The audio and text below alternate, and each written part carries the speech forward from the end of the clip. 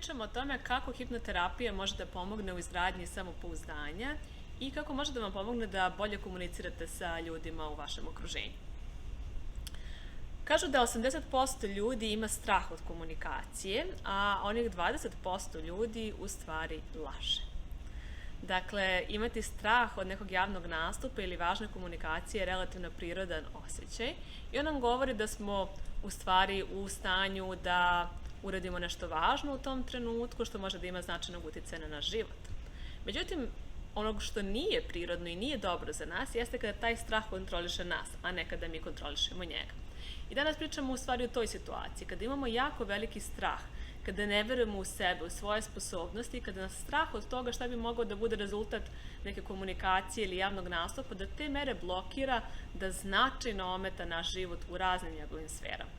Bilo da zbog toga ne možete da mirno izađete na ispit i polažete ili osjećate da vas to ometa prilikom pravljanja prezentacija na poslu i da to utiče direktno na vaše napredovanje u karijeri ili jednostavno na nekim žurkama u komunikaciji sa ljudima niste dovoljno lagodni jer imate taj strah da ćete se osramotiti, da ćete na neki način naštetiti svom imidžu, svojoj reputaciji, da ćete ispasti glupi, da će vam se ljudi smeti i tako dalje.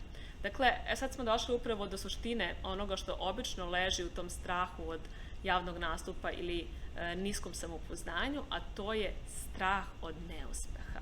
I time se često bavimo na terapiji kada ljudi dođu na hipnotičke seanse. Odlazimo do uzroka problema. Nekad su ti uzroci u 3., 5., 11. godini života i jako često nastaju u doba kad su neki drugi autoriteti mislili da nas štite, da nam pomažu, da nas obučavaju za život, a u stvari su u nama stvoreni neki čvorovi koji su se vremenom još više jačali, snažili, rasli i doveli do toga da nas sada blokiraju u nekim segmentima života.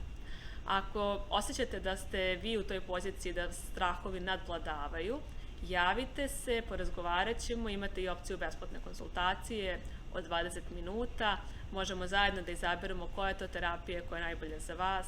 Nekada je potrebno da kombinujemo hipnoterapiju i regresiju, nekada prvo uradimo jednu meditaciju ili tretman reikijem da se opustite, a onda uđemo u konkretno rešavanje problema i postavljanje novog programa. Taj novi program je onaj koji se zajedno dogovorimo i on služi tome da iz vaše podsvesti konstantno radi za vas, za vaš novi cilj, a to je da imate uspešne komunikacije, da osjećate kako svakog dana imate sve više poverenja u sebe, kako napredujete, da ste sigurni, bezbedni, zaštićeni, voljeni i vredni, dostojni uspeha. Biće mi drago da radimo zajedno. Javite se, terapija duše vas čeka.